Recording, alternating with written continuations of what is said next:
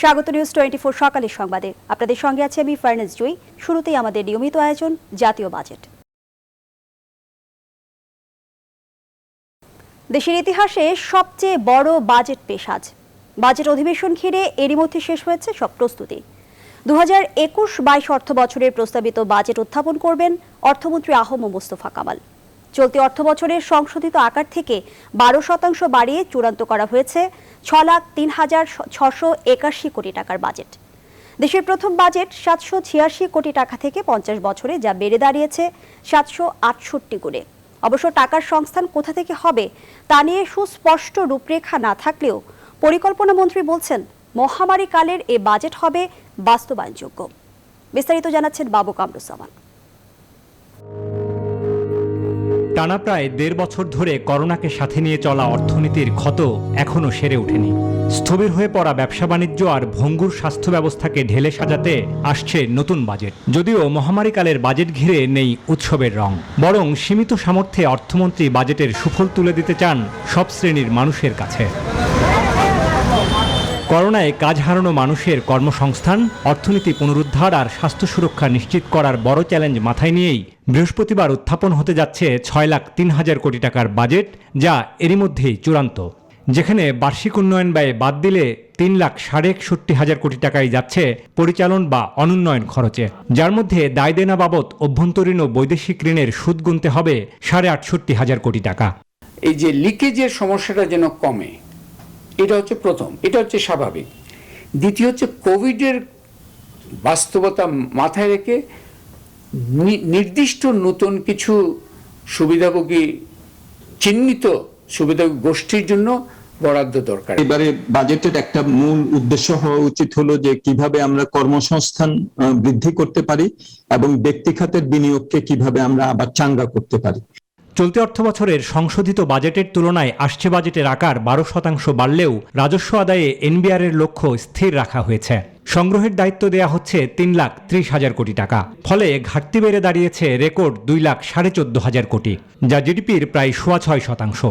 ব্যবসায়ীরা বলছেন বাড়াতে হবে বেসরকারি বিনিয়োগ, তাই দিতে হবে কর ছাড়। আমাদেরকে লোকাল ইন্ডাস্ট্রিকে প্রোটেকশনের জন্য সাপ্লিমেন্টারি ট্যাক্স দিতেই হবে, নাইলে তো লোকাল ইন্ডাস্ট্রি গ্রো করবে না। কিছু আছে তো পলিসি সাপোর্ট দিতে হবে। নতুন বাজেটে ঘাটতি মেটাতে সবচেয়ে বড় নির্ভরতা বিদেশি ঋণ, যেখান থেকে লক্ষ্য ধরা হচ্ছে প্রায় 98,000 কোটি টাকা, যা সংশোধিত বাজেটের তুলনায় 30% বেশি। এছাড়া ব্যাংক ব্যবস্থা থেকে ঋণের লক্ষ্য ধরা হয়েছে 76,500 কোটি। তবু পরিকল্পনা মন্ত্রীর আস্থা আসছে বাজেট হবে বাস্তবায়নযোগ্য। আমরা বাস্তবায়নযোগ্য বলে এইটাকে আমরা লঞ্চ করছি। আমাদের আস্থা আছে এটা বাস্তবায়ন হবে। কেন আস্থা আছে? কারণ আমরা 95-96 বাস্তবায়ন তো আগেও আমরা করেছি আর্থিক বিচারে। নতুন বাজেটের মাধ্যমে অর্থনীতির আয়তন বা জিডিপি বাড়ানোর লক্ষ্য ধরা হচ্ছে 7%-এরও বেশি। বাজেট এলেই নতুন কি থাকছে তা নিয়ে নানা মহলেই চলে গুঞ্জন। ভিন্ন প্রেক্ষাপটে মহামারীকালীন 6 লাখ কোটি টাকার যে বাজেট অর্থমন্ত্রী ঘোষণা করতে যাচ্ছেন, তাতে কেবল আকারে বড় নয়, বরং বিশ্লেষকরা বলছেন এর গুণগত বাস্তবায়ন এবং দক্ষতা বাড়াতে হবে, আর এর সুফল পৌঁছে দিতে হবে সাধারণ মানুষের কাছে। তবেই বাজেটের প্রকৃত সুফল মিলবে। বাবু কামরুজ্জামান, নিউজ 24, ঢাকা। ফিলিস্তিনি নিরীহ মানুষদের উপর ইসরায়েলের হামলার পর আন্তর্জাতিক মানবাধিকার সংস্থাগুলোর ভূমিকা নিয়ে প্রশ্ন তুলেছেন প্রধানমন্ত্রী শেখ হাসিনা। তিনি বলেছেন, প্যালেস্টাইনের মুসলিমদের প্রতি বাংলাদেশের অকৃত্রিম সমর্থন আছে। জাতীয় সংসদে বাজেট অধিবেশন শুরুর দিনে শোক প্রস্তাবের আলোচনায় একথা বলেন প্রধানমন্ত্রী। এ সময় সদ্যপ্রয়াত সংসদ সদস্য আব্দুল মতিন খসরু এবং আসলামুল হকের স্মৃতিচারণ করেন প্রধানমন্ত্রী। বলেন, বঙ্গবন্ধু হত্যাকাণ্ডের বিচারের পথ সুগম করতে কুখ্যাত ইনডেমনিটি অধ্যাদেশ বাতিলে তৎকালীন আইন প্রতিমন্ত্রী আব্দুল মতিন খসরুর ভূমিকা অনস্বীকার্য।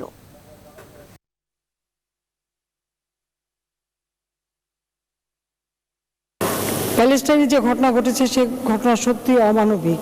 সেই ছোট্ট শিশুদের কান্না এবং তাদের সেই অসহায়তা, তা মাতৃপিতৃ হারা হয়ে ঘুরে বেড়ানো, এটা সহ্য করা যায় না। ইসরায়েল কর্তৃক একের পর এইভাবে হত্যা, এর আগেও হত্যাযজ্ঞ তারা চালিয়েছে। আমরা এই হত্যাযজ্ঞের তীব্র নিন্দাও জানাই, আর যারা মারা গেছে তার মাগফিরাত কামনা করি। এবং সেই সাথে সাথে এই যে আজকে যারা এই ছোট শিশু বিশেষ করে তারা আহত হয়, তাদের উপর জুলুম, তারা অত্যাচারিত, তারা মা বাবা হারা, এটা সত্যি খুব দুঃখজনক। এই ধরনের ঘটনা চাই না এখানে, যারা অনেক সময় মানবতার এত কথা বলে কিন্তু এ সময় অনেকেই চুপ থাকে কেন, আন্তর্জাতিক বহু সংস্থা এখন আর কথা বলে না কেন, সেটাই আমার প্রশ্ন। যাক, আমরা প্যালেস্টাইনি ভাইদের সাথে সবসময় আছি, আমাদের ছদ্মবেশে সব রকম সহযোগিতা আমরা অতীতেও করেছি, এখনও আমরা করে যাচ্ছি এবং এটা আমরা অবশ্যই করে যাব। এবং ইসরায়েলের এই ঘৃণ্য যে আক্রমণ, তার আমরা তীব্র নিন্দা জানাই। স্পিকার, করোনা সংক্রমণ রোধে নওগাঁ পৌরসভা ও নিয়ামতপুর উপজেলায় 1 সপ্তাহের বিশেষ লকডাউন ঘোষণা করেছে প্রশাসন। আজ মধ্যরাত থেকে তা কার্যকর হচ্ছে। জনগণকে সুরক্ষিত ও নিরাপদ রাখতে 15 দফা নির্দেশনা দেওয়া হয়েছে। এদিকে উচ্চ ঝুঁকিপূর্ণ জেলা হওয়া সত্ত্বেও হাসপাতালগুলোতে নেই পর্যাপ্ত আইসিইউ ও হাই ফ্লো অক্সিজেন। এই অবস্থায় জরুরি রোগীদের স্থানান্তর করা হচ্ছে রাজশাহীতে। সীমান্তের 7 জেলাতে পরিস্থিতি নিয়ে শঙ্কার মধ্যে আছেন মানুষ।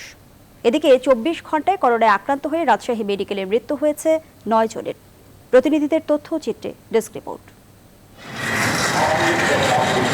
হঠাৎ করেই পাল্টে গেল নওগাঁ পৌরসভা ও সীমান্তবর্তী উপজেলা নিয়ামতপুরের দৃশ্যপট। এই দুটি জনপদে 2 সপ্তাহ ধরে করোনা সংক্রমণের হার প্রায় 50% হওয়ায় বৃহস্পতিবার থেকে 7 দিনের জন্য লকডাউন ঘোষণা করা হয়েছে। লকডাউনের কারণে সব দোকানপাট ও যান চলাচল বন্ধ রয়েছে। নওগাঁর বিভিন্ন প্রবেশপথে চেকপোস্ট বসিয়েছে পুলিশ। রাজশাহী ও চাঁপাইনবাবগঞ্জের সাথে সড়ক যোগাযোগ বিচ্ছিন্ন সহ কঠোর নজরদারিতে রেখেছে প্রশাসন। চাঁপাইনবাবগঞ্জের সঙ্গে কিন্তু আমরা বিচ্ছিন্ন হয়ে আছি। আমরা সকল রাস্তাঘাটে ব্যারিকেড দিয়েছি, আমরা সেখানে পুলিশ কাজ করছে, আমাদের গ্রাম পুলিশ কাজ করছে। নওগাঁ সদর এবং নিয়ামতপুর এই দুটা ভালনারেবল, চলমান বিধিনিষেধকে সেখানে আরো কঠোরভাবে নিয়ন্ত্রণ করার ব্যবস্থা করেছে। আর করোনার সংক্রমণ আশঙ্কাজনক হারে বেড়ে যাওয়ায় ভারতীয় ধরন ছড়িয়ে পড়ার আশঙ্কায় স্থানীয়রা। দিন দিন যে হারে করোনা রোগী বৃদ্ধি পাচ্ছে, সে হারে আমরা অনেক আতঙ্কের মধ্যেই আছি। গত 7 দিন থেকে নওগাঁয় কিন্তু করোনা আক্রান্তের সংখ্যা ব্যাপক হারে বৃদ্ধি পাচ্ছে। এদিকে হাসপাতালগুলোতে করোনা রোগীর চাপ বাড়লেও বাড়েনি সক্ষমতা। এখানকার 3টি উপজেলা সদর হাসপাতালে হাই ফ্লো অক্সিজেন সাপ্লাই চালু থাকলেও বাকি 8টি উপজেলায় অক্সিজেন সাপ্লাই নেই। আর সদর হাসপাতালে মাত্র 2টি আইসিইউ থাকলেও তা এখনও চালু হয়নি। এই অবস্থায় জরুরি রোগীদের স্থানান্তর করা হচ্ছে রাজশাহীতে। আইসোলেশন ওয়ার্ড ইতিমধ্যে সক্রিয় আছে। রোগী যদি হাসপাতালগুলোতে ভর্তি হয় তাহলে সেখানে মাঝারি মান পর্যন্ত মধ্যম অবস্থা পর্যন্ত তারা সেবা দিতে পারবে। অক্সিজেন তো আমাদের আছে, আইসিইউ বেডটা যদি আমরা চালু করতে পারি তাহলে আমাদের জন্য সেবার মানটা আরো বাড়বে। একই অবস্থায় রাজশাহীতে যেখানে চলছে অঘোষিত লকডাউন, সীমান্তবর্তী আরেক জেলায় কুষ্টিয়ায় 24 ঘন্টায় আরো 212 জনের নমুনা পরীক্ষা করে 54 জনের করোনা শনাক্ত হয়েছে। ফলে সীমান্তের 7 জেলাতে চলছে বিশেষ অবস্থা। Desk report, news 24। দর্শক, এ বিষয়ে বিস্তারিত জানাতে যশোর ও কুষ্টিয়া থেকে যুক্ত হচ্ছেন আমাদের সহকর্মীরা। শুরুতেই যাব কুষ্টিয়ায় সহকর্মী জাহিদুজ্জামানের কাছে। জাহিদ, সীমান্তবর্তী জেলাগুলো তো নতুন হটস্পটে পরিণত হয়েছে এবং করোনা রোগীর সংখ্যা দিন দিন বেড়ে চলেছে। এই অবস্থায় জনসচেতনতা বাড়াতে প্রশাসনের পক্ষ থেকে কি ধরনের উদ্যোগ নেওয়া হয়েছে?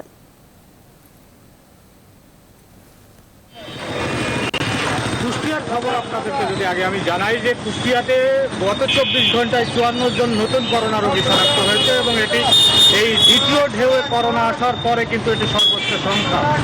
এবং এরপরে কিন্তু মানুষের মধ্যে কিছুটা অস্বস্তি বিরাজ করলেও কিন্তু তাদের যে স্বাস্থ্যবিধি মানার যে ব্যাপার সেটি কিন্তু লক্ষ্য করা যাচ্ছে। তারা ঠিকই কিন্তু মাস্কবিহীন ঘুরে বেড়াচ্ছে।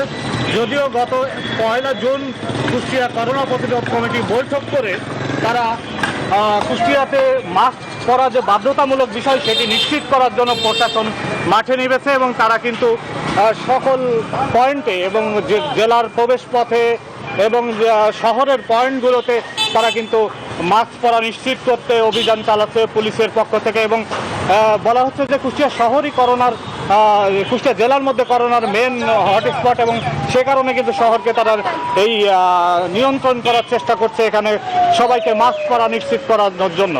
আর কুষ্টিয়া জেলা প্রশাসন আজ বেলা 11টার সময় একটি প্রেস কনফারেন্সের আয়োজন করেছেন। এবং কুষ্টিয়ার মানুষ ধারণা করছেন যে এখান থেকে তিনি কোনো একটা ঘোষণা দিতে পারেন। আর আমি আপনাদেরকে জানিয়ে রাখি যে আমেরিকার ক্যালিফোর্নিয়া এবং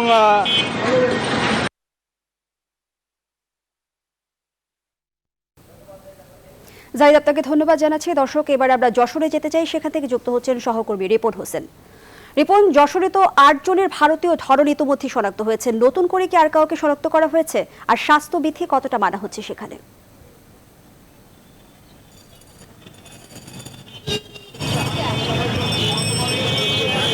ধন্যবাদ আপনাকে। দিন গেলে কিন্তু করোনার সংখ্যা বাড়ছে যশোরে। গত 1 তারিখে আমরা দেখেছি যে 79 জনের শনাক্ত হয়েছে, পরের দিন 47 জনের শনাক্ত হয়েছে। এ পর্যন্ত 7,000-এর উপরে মানুষ করোনার শনাক্ত হয়েছে, যার ভিতরে 81 জন মৃত্যুবরণ করেছেন। প্রতিদিন ভারত থেকে গড় এভারেজে 100 জনের উপরে যাত্রী আসছেন।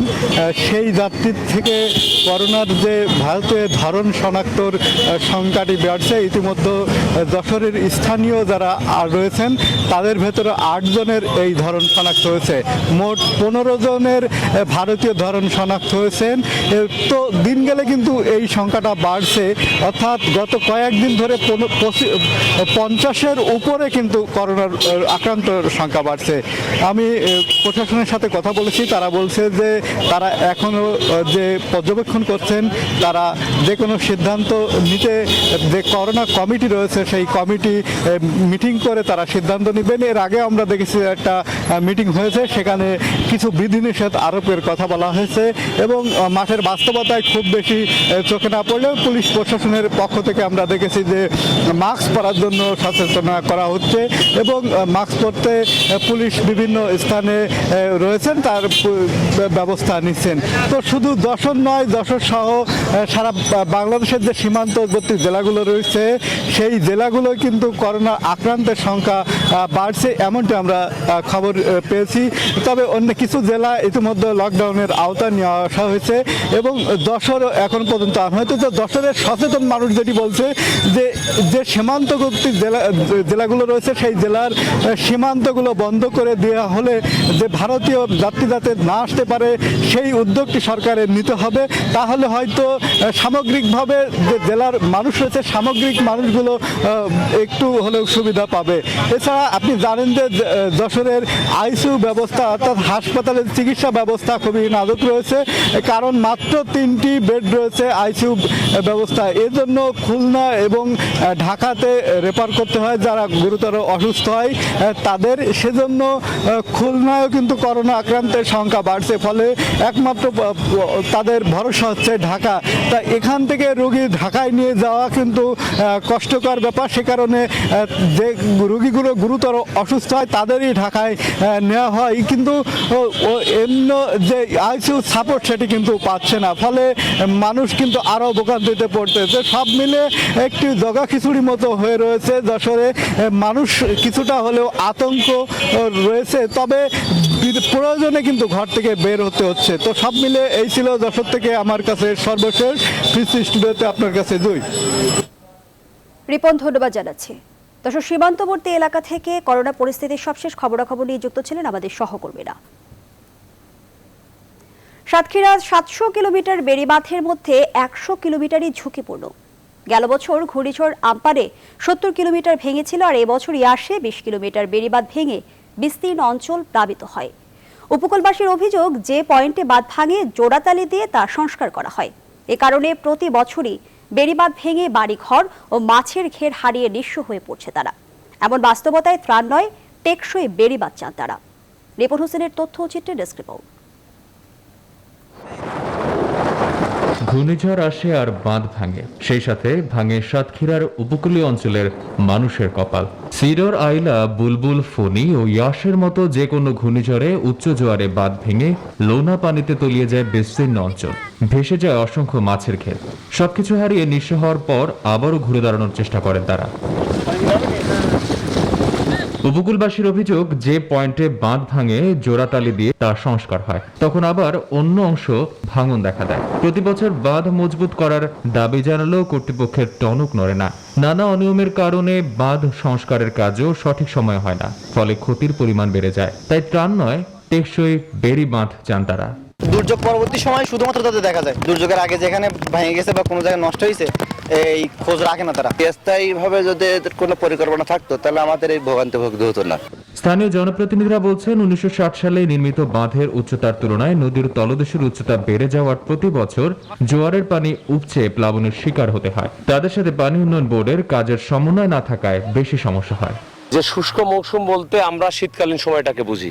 এই সময়টা যদি বেড়িবাঁধের কাজ করা হয় তাহলে কাজটা পরিপূরক কিন্তু করা সম্ভবপর হয়। বহু ঝড় আমাদের এলাকা দিয়ে একের পর এক যাচ্ছে। সরকারের কাছে আমরা চাইছি যে আমরা টেকসই বেড়িবাঁধ চাই, আমরা ত্রাণ চাই না, আমরা বাঁচার মতন বাঁচতে চাই।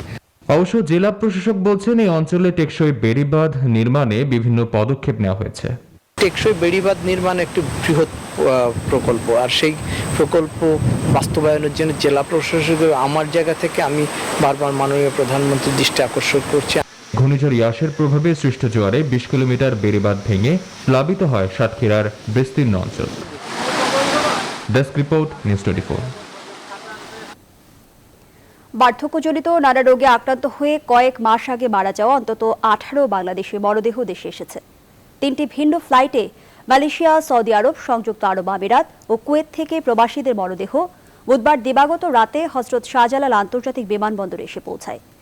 এ সময় স্বজনরা কান্নায় ভেঙে পড়েন, ক্ষোভ জানান মরদেহ আনতে সরকারি কোনো সহযোগিতা না পাওয়ার। আরিফিন শাকিল জানাচ্ছেন বিস্তারিত।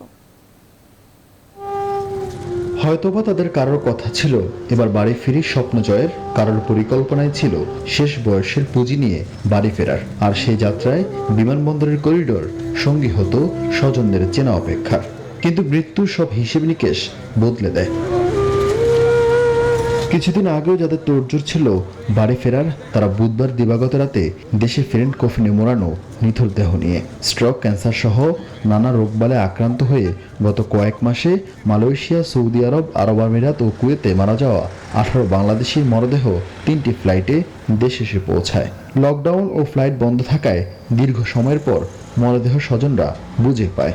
হঠাৎ স্ট্রোক করছে, বাথরুমের ভিতরে পড়ে গেছে। ঈদের আগে 21 তারিখ আর কি মারা গেছে, রোজার আগে স্ট্রোক করে মারা গেছে। ব্রেন স্ট্রোক, অপারেশনও করছিল দেশে। লকডাউনের কারণে ওই দেশে তখন লকডাউন চলে, যে কারণে লেট হয়।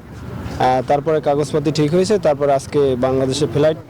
সরকারি আর্থিক সহযোগিতা না থাকায় মোটা অঙ্কের টাকা ব্যয় করে মরদেহ দেশে আনেন নিহতদের স্বজনরা। কিন্তু যাদের রেমিটেন্সে দেশের অর্থনীতি তরতর করে বাড়ছে, তাদের অন্তিম যাত্রায় সরকার পাশে না থাকায় ক্ষোভ জানান স্বজনরা। লাশগুলা বাংলাদেশ সরকারের নিজ দায়িত্ব আনা দরকার। এই লাশগুলা প্রায় 7 মাস আমার বাবা এই অবস্থা পড়ে রয়েছে। সবার এত আর্থিক অবস্থা নাই যে বাংলাদেশের মানুষ ওদের টানবে। লোক সরকার উচিত এটা দেখাশোনা করার, বাংলাদেশ সরকার কিছুই করে না। তবে প্রবাসী কল্যাণ ডেস্কের এক কর্মী জানান, প্রত্যেক মরদেহ দাফনে সরকার 35,000 টাকা করে অনুদান দিয়েছে। আর বাকি 3 লক্ষ টাকার আবেদন আছে, ফাইল, এটা আমরা রেডি করে রাখছি। আরিফিন শাকিল, নিউজ 24, ঢাকা। সিলেটের এমসি কলেজে গৃহবধূ গণধর্ষণের ঘটনায় দায়িত্বে অবহেলার জন্য কলেজের অধ্যক্ষ ও হোস্টেল সুপারকে সাময়িক বরখাস্তের নির্দেশ দিয়েছেন হাইকোর্ট। একই সঙ্গে তাদের বিরুদ্ধে বিভাগীয় ব্যবস্থার নির্দেশ দিয়েছেন আদালত। এ বিষয়ে জারি করা রুল আংশিক মঞ্জুর করে বুধবার বিচারপতি মোহাম্মদ মুজিবুর রহমান মিয়া ও বিচারপতি মোহাম্মদ কামরুল হোসেন মোল্লার হাইকোর্ট বেঞ্চ এ রায় দেন। গত বছরের 29 সেপ্টেম্বর এমসি কলেজে গৃহবধূ ধর্ষণের ঘটনায় কলেজ কর্তৃপক্ষের উদাসীনতার কারণে তাদের বিরুদ্ধে কেন শাস্তিমূলক ব্যবস্থা নেওয়া হবে না তা জানতে চেয়ে রুল জারি করেন আদালত। একই সঙ্গে গণধর্ষণের ঘটনায় অনুসন্ধানে যৌথ কমিটি গঠন করেন হাইকোর্ট। কমিটির প্রতিবেদনে গৃহবধূ গণধর্ষণের ঘটনায় হোস্টেল সুপার ও প্রহরীদের দায়িত্বে অবহেলার প্রমাণ বেড়ে। এজন্য প্রতিষ্ঠানের প্রধান হিসেবে এমসি কলেজের অধ্যক্ষ, হোস্টেলের তত্ত্বাবধায়ক সহ দায়িত্বরতরা কোনোভাবেই ওই ঘটনার দায় এড়াতে পারেন না বলেও উল্লেখ করা হয়। দেশের করোনা পরিস্থিতি। দেশে 24 ঘন্টায় আগের দিনের তুলনায় করোনা ভাইরাসের মৃত্যু কমলেও শনাক্ত বেড়েছে। নতুন করে 34 জনের মৃত্যু হয়েছে। 24 ঘন্টায় 1988 জনের করোনার সংক্রমণ শনাক্ত হয়েছে। বিকেলে স্বাস্থ্য অধিদপ্তরের সংবাদ বিজ্ঞপ্তিতে এ তথ্য জানানো হয়েছে। দেশে পর্যন্ত মোট করোনা ভাইরাস শনাক্ত রোগীর সংখ্যা দাঁড়িয়েছে 8,04,293 জন। মোট মৃত্যু হয়েছে 12,694 জনের। করোনা থেকে সুস্থ হয়েছেন 7,44,065 জন।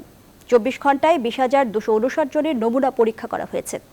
পরীক্ষা বিবেচনায় শনাক্তের হার 9.81%। ঐতিহ্যবাহী ও দেশসেরা ক্রীড়া সংগঠন শেখ রাসেল ক্রীড়া চক্রের চেয়ারম্যান নির্বাচিত হয় বসুন্ধরা গ্রুপের ব্যবস্থাপনা পরিচালক সাইম সোভান আনভিরকে শুভেচ্ছা জানিয়েছে Bangladesh crime reporters association crime. বুধবার দুপুরে বসুন্ধরা আবাসিক এলাকায় নবনির্বাচিত চেয়ারম্যানের বাসভবনে সৌজন্য সাক্ষাৎ করতে এসে ক্যাবিনেট নেতারা সাইম সোভান আনভিরকে ফুলের শুভেচ্ছা জানান। সৌজন্য সাক্ষাৎ ও শুভেচ্ছা বিনিময় অনুষ্ঠানে সায়েম সোবহান আনভীর দেশের বিভিন্ন সমস্যা তুলে ধরেন। তিনি নারী পাচার রোধ ও মাদকের বিরুদ্ধে গণমাধ্যম কর্মী সহ সবাইকে সোচ্চার হওয়ার আহ্বান জানান। এছাড়াও সার্বিক সহযোগিতা সহ ক্র্যাব সদস্যদের কল্যাণে পাশে থাকার আশ্বাস দেন। দুর্ঘটনায় আহত ও ক্র্যাবের কোনো সদস্য প্রয়াত হলে তাদের পরিবারকে সর্বাত্মক সহযোগিতার অঙ্গীকারও করেন বসুন্ধরা গ্রুপের ব্যবস্থাপনা পরিচালক সায়েম সোবহান আনভীর। মত বিনিময় সভায় ক্র্যাবের সহসভাপতি নিত্য গোপাল তুতুর নেতৃত্বে সাধারণ সম্পাদক আলাউদ্দিন আরিফ, যুগ্ম সম্পাদক হাসানুল জামান, সাংগঠনিক সম্পাদক শাহরিয়ার আরিফ সহ আরো অনেকে উপস্থিত ছিলেন। সংবাদের এই পর্যায়ে একটা বিরতি নিচ্ছি, সাথেই থাকুন। কক্সবাজারের তুলনায় ভাসানচরে জীবনযাত্রার মান বেশ ভালো বলে স্বীকার করল জাতিসংঘ শরণার্থী বিষয়ক সংস্থা UNHCR।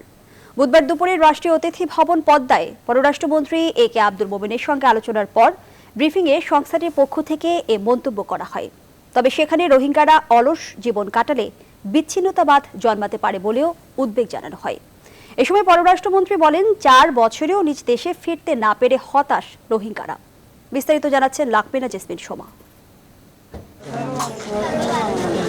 1 লাখ রোহিঙ্গাকে ভাসানচরে স্থানান্তর নিয়ে শুরু থেকেই আপত্তি জানিয়ে আসছিল জাতিসংঘ।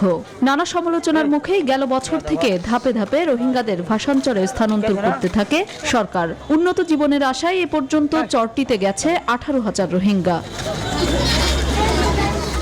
ভাসানচরে প্রথমবারের মতো রোহিঙ্গাদের জীবনযাপন দেখে এসে বুধবার পররাষ্ট্রমন্ত্রীর সাথে আনুষ্ঠানিক সাক্ষাৎ করেন UNHCR এর কার্যক্রম পরিচালনা বিষয়ক সহকারী হাই কমিশনার রাউফ মাজাও এবং সুরক্ষা বিষয়ক সহকারী হাই কমিশনার গিলিয়ান ট্রিক্স। সাক্ষাৎ শেষে এক প্রতিক্রিয়ায় রাউফ মাজাও ভাসানচরের প্রশংসা করে বলেন, রোহিঙ্গাদের জন্য বাংলাদেশ সরকার সেখানে গুরুত্বপূর্ণ বিনিয়োগ করেছে। জীবনযাত্রার দিক থেকে ভাসানচরের রোহিঙ্গা প্রকল্পটি বেশ ভালো একটি বিষয়, কিন্তু স্পষ্ট যে আপনি যখন এ ধরনের দ্বীপে বসবাস করতে থাকবেন এক ধরনের বিচ্ছিন্নতা বোধ কাজ করে। তাই সেখানে অবশ্যই অর্থনৈতিক কর্মকাণ্ডের ব্যবস্থা করতে হবে। মাজাও বলেন, রোহিঙ্গারা যাতে ভাসানচরে মর্যাদার সাথে বাস করতে পারে এজন্য জাতিসংঘ ও আন্তর্জাতিক সম্প্রদায়ের সহযোগিতা করা উচিত।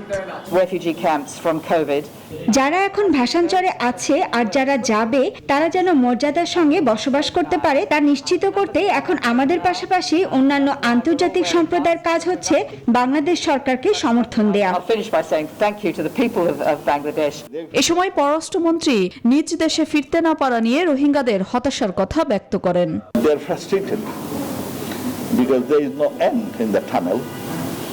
And they want economic activity, some work and some money.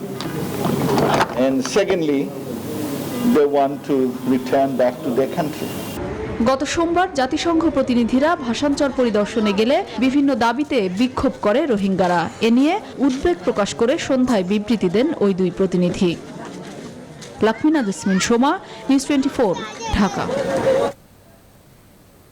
সাবেক প্রধানমন্ত্রী খালেদা জিয়ার মুক্তির মাধ্যমে গণতন্ত্র প্রতিষ্ঠা করতে হবে। তার মুক্তি কেন হচ্ছে না তা ভেবে দেখতে হবে। এই ব্যর্থতার দায় তার দল এড়াতে পারে না বলেও মন্তব্য করেছেন ডাক্তার জাফরুল্লাহ চৌধুরী। বুধবার জাতীয় প্রেস ক্লাবে জাকপা আয়োজিত এক সংবাদ সম্মেলনে তিনি একথা বলেন। এসব উপস্থিত ছিলেন নাগরিক ঐক্যের আহ্বায়ক মাহমুদুর রহমান মান্না। দিচ্ছে কেন, যদি আবার পথে নামেন? অফিস খোলা, আদালত খোলা, গার্মেন্টস খোলা, সমস্ত কিছু খোলা, কিন্তু কোনো শিক্ষা প্রতিষ্ঠান খোলা না। সবাইকে মিলিতভাবে রাস্তায় নামতে হবে, তাতে তাদের কম্পমান শুরু হবে, কাপড় চোপড় খারাপ হয়ে যাবে। তারা আগামী অনতি বিলম্বে হয় জাতীয় সরকার করবে, নিরপেক্ষ সরকার করবে। হেফাজতের সরলতার সুযোগে একটি মহল সংগঠনটিকে ভুল পথে ঠেলে দেওয়ার পায়তারা করছে বলে অভিযোগ করেছেন দলটির আহমেদ শফির অনুসারীরা। বুধবার জাতীয় প্রেস ক্লাবে হেফাজতের সাবেক আমির আহমেদ শফির হত্যার উস্কানিদাতাদের গ্রেপ্তার ও দ্রুত বিচারের দাবিতে সংবাদ সম্মেলন করে শফি ভক্তরা। হেফাজতের বর্তমান আমির জুনায়েদ বাবুনগরী নিয়ম বহির্ভূতভাবে আহ্বায়ক কমিটি করে আলেম ওলামাদের নতুন করে ষড়যন্ত্রের ফাঁদে ফেলতে চাইছেন বলেও অভিযোগ করেন তারা। গুটি কয়েক মানুষের অথবা গুটি কয়েক নেতৃবৃন্দের দায় এবং তাদের কার্যকলাপের দায়ভার কোনোভাবেই সারা দেশের ওলামা ইকরাম, নিরীহ নিরাপরাধ শান্তিপ্রিয় ওলামা ইকরাম কোনোদিন নিতে পারে না। ভারী বৃষ্টিপাত ও উজানে পানি বৃদ্ধির ফলে কুড়িগ্রামে বিভিন্ন এলাকায় তিস্তা নদীর তীব্র ভাঙন দেখা দিয়েছে। গেল 5 দিনে নদী গর্ভে বিলীন হয়েছে প্রায় 1/2 শতাধিক ঘরবাড়ি, কয়েকশো বিঘা ফসলি জমি সহ বহু স্থাপনা। নদী তীরবর্তী মানুষের অভিযোগ, প্রশাসন ও পানি উন্নয়ন বোর্ড একাধিকবার ভাঙন রোধে নানা ব্যবস্থা নেওয়ার প্রতিশ্রুতি দিলেও তা বাস্তবায়ন হয় না। আর এ কারণে প্রতি বছরই তিস্তার ভাঙনে ভিটে মাটি হারিয়ে নিঃস্ব হয়ে পড়ছেন তারা। সংশ্লিষ্টরা বলছেন, ভাঙন কবলিত এলাকায় এরই মধ্যে নানা উদ্যোগ নেওয়া হয়েছে। হুমায়ুন কবির সূর্যর তথ্যচিত্রে ডেস্ক রিপোর্ট। গেল এক সপ্তাহ ধরে উজানে ভারী বৃষ্টিপাতের কারণে কুড়িগ্রামের ব্রহ্মপুত্র, তিস্তা, ধরনা, দুধকুমার সহ 16টি নদ নদীর পানি বৃদ্ধি পেয়েছে। এর মধ্যে সবচেয়ে বেশি বেড়েছে তিস্তা নদীর পানি। পানি বৃদ্ধি ও তীব্র স্রোতের কারণে কুড়িগ্রামের উলিপুর উপজেলার বজরা ও সুন্দরগঞ্জ উপজেলার হরিপুর ইউনিয়নের কাশিনবাজার এলাকায় তীব্র ভাঙন দেখা দিয়েছে। গেল 4-5 দিনে নদীগর্ভে বিলীন হয়েছে 1/2 শতাধিক বসতবাড়ি, কয়েকশো বিঘা ফসলি জমিসহ বহু স্থাপনা। হুমকির মুখে রয়েছে ঐতিহাসিক কাশিমবাজার হাটসহ বহু শিক্ষা প্রতিষ্ঠান। স্থানীয়দের অভিযোগ, নদী ভাঙ্গন রোধে পানি উন্নয়ন বোর্ড কার্যকর কোনো পদক্ষেপ না নেয়ায় প্রতি বছরই ভিটেমাটি হারিয়ে নিঃস্ব হয়ে পড়ছেন তারা। একদিকে করোনা ভাইরাস, অন্যদিকে তিস্তার অব্যাহত ভাঙ্গনের মুখে এখন দিশেহারা তারা। বাচ্চা নিজে কোথায় থাকবো সেটা আমাদের কোনো স্থান নাই। নদী ভাঙতেছে, কোন সরকার পদক্ষেপ নিচ্ছে না। আমাদের অর্থ এলাকায় সাহেব আসে আর খালি ভিডিও করে যায়। 200-300 মানুষের ঘর বাড়ি বিলীন হয়ে গেছে, পাকা বাড়ি।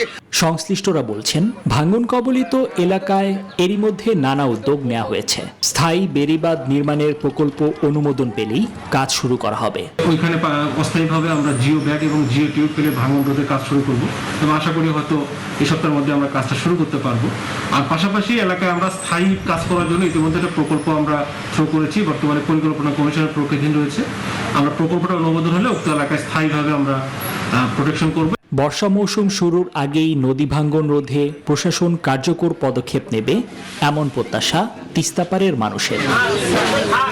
Desk report, news 24। সকালের সংবাদের রিপোর্ট নিচ্ছে আরও একটা বিরতি, সাথেই থাকুন। আবারও স্বাগত, দেখছেন সকালের সংবাদ। এবার ফার্স্ট সিকিউরিটি ইসলামী ব্যাংক অর্থ বাণিজ্যের সংবাদ। করোনার অভিঘাতে চলতি অর্থ বছরে চট্টগ্রাম কাস্টমসের রাজস্ব আদায়ে ধস।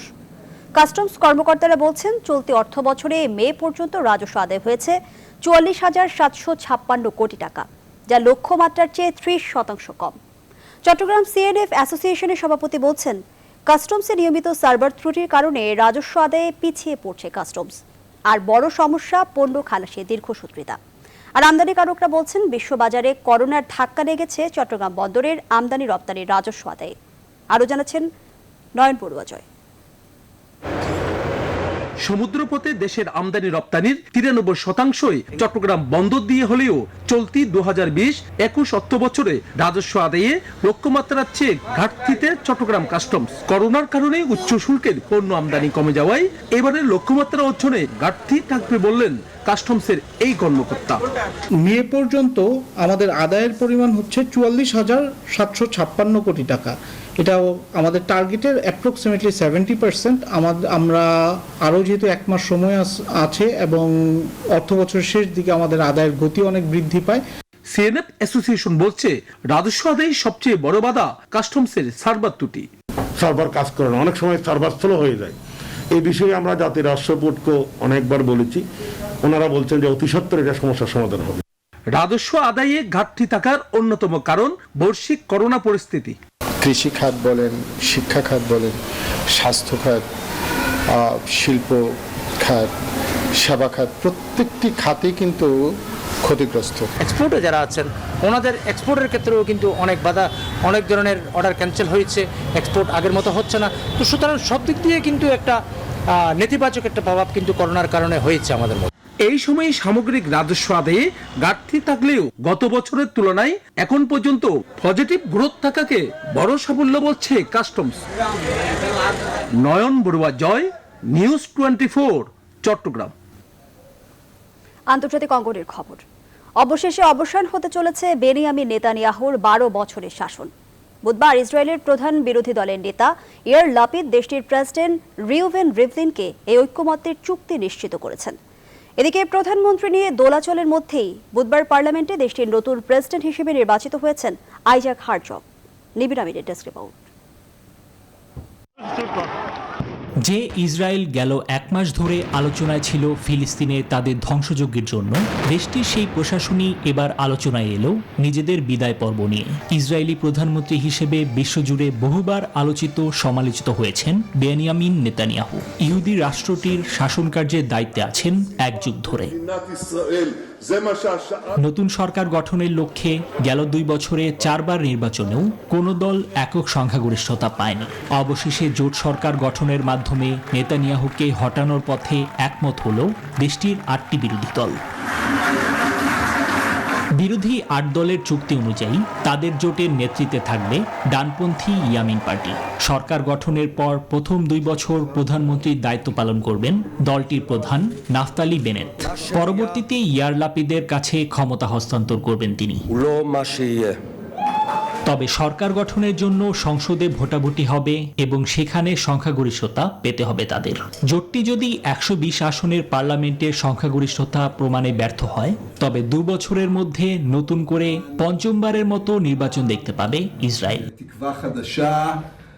নতুন সরকার গঠনের উত্তেজনার মধ্যেই বুধবার নেসেটে এক গোপন ভোটাভুটিতে ইসরায়েলের 11তম প্রেসিডেন্ট হিসেবে নির্বাচিত হয়েছেন জিউস এজেন্সির চেয়ারম্যান আইজাক হারজগ। অন্যদিকে নতুন সরকার গঠনের ঘোষণার পরপরই নেতানিয়াহু ও তার বিরোধীদের সমর্থকদের মধ্যে তীব্র উত্তেজনার সৃষ্টি হয়েছে। নিবিড় আমিন, নিউজ 24। সংবাদের এ পর্যায়ে নিচ্ছে আরও একটা বিরতি, সাথেই থাকুন। বিরতির পর আবারও স্বাগত, দেখছে নিউজ 24 সকালের সংবাদ। বাংলাদেশের বাইরের প্রথম স্যাটেলাইট বাংলা টেলিভিশন যুক্তরাজ্য ভিত্তিক চ্যানেল বাংলা টিভির প্রাক্তন চেয়ারম্যান ফিরোজ খান আর নেই। তিনি মঙ্গলবার ম্যানচেস্টারে এক হাসপাতালে শেষ নিঃশ্বাস ত্যাগ করেন। 1999 সালের 16 সেপ্টেম্বর যুক্তরাজ্য থেকে বাংলাদেশের বাইরের প্রথম বাংলা টেলিভিশন বাংলা টিভি চালু হয়। ফিরোজ খান ম্যানচেস্টারের একজন বিজ্ঞাপনদাতা থেকে 2000 সালের শেষের দিকে বাংলা টিভির মালিকানার সাথে সম্পৃক্ত হন। বাংলা টিভির চেয়ারম্যানের দায়িত্বভার গ্রহণ করেন 2001 সালে। 2010 সালে প্রতারণার এক মামলায় 27 মাসের জেল হওয়ার মাধ্যমে তার মিডিয়া জীবন এবং কমিউনিটিতে পদচারণা বন্ধ হয়। জেল থেকে ছাড়া পাওয়ার পর ফিরোজ খান এক প্রকার লোকচক্ষুর অন্তরালে চলে যান। ফিরোজ খানের গ্রামের বাড়ি বাংলাদেশের মানিকগঞ্জ জেলায়। ইটালিতে করোনা পরিস্থিতি অনেকটাই নিয়ন্ত্রণে। গেল কয়েক সপ্তাহ থেকে মৃত্যুর সংখ্যা 50-এর নিচে। একজন থেকে ইটালির 20টি শহরের মধ্যে 3টি শহর সাদা জোনে প্রবেশ করেছে। এই সুখবরে বাংলাদেশি ব্যবসায়ীরাও আশান্বিত। করোনা মহামারীতে ইউরোপের অনেক দেশের মতো ইটালির অবস্থাও বেশ নাজুক। সে পরিস্থিতি কাটিয়ে এখন দেশটিতে করোনা ভাইরাস নিয়ন্ত্রণের পথে। এরই মধ্যে অনেকগুলো শহর সাদা জোনে প্রবেশ করেছে। এ পর্যায়ে জানাবো খেলার খবর। ঢাকা প্রিমিয়ার লিগ ক্রিকেটে মিরপুরের হোম অফ ক্রিকেটে এই মুহূর্তে লেজেন্ডস অফ রূপগঞ্জ লড়ছে ব্রাদার্স ইউনিয়নের বিপক্ষে। ম্যাচটি শুরু হয়েছে সকাল 9টায়।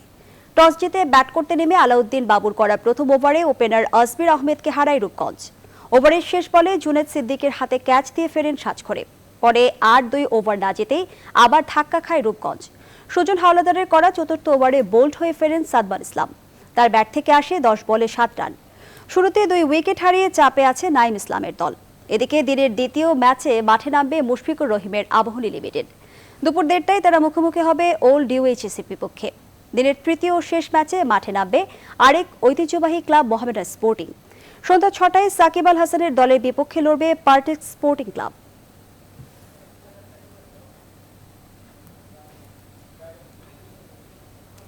আগামীকাল বিশ্বকাপ ও এশিয়ান কাপের যৌথ বাছাই পর্বে মাঠে নামবে বাংলাদেশ। কিন্তু বিশ্বকাপ যেখানে আনুষ্ঠানিকতা, সেখানে লাল সবুজের প্রতিনিধিদের লক্ষ্য মূলত এশিয়ান কাপ। আর সে লড়াইয়ে আগামীকাল বাংলাদেশের প্রতিপক্ষ আফগানিস্তান। কাতারের দোহায় ম্যাচটি শুরু হবে বাংলাদেশ সময় রাত 8টায়। বিশ্ব ফুটবলে 149তম অবস্থানে আফগানিস্তান। বাংলাদেশের অবস্থান 184। র্যাঙ্কিংয়ের মতো মাঠের পারফরমেন্সেও বাংলাদেশের চেয়ে বেশ এগিয়ে আছে আফগানরা। দলটির মূল শক্তি ইউরোপের বিভিন্ন দেশে খেলা আফগান বংশোদ্ভূত ফুটবলাররা।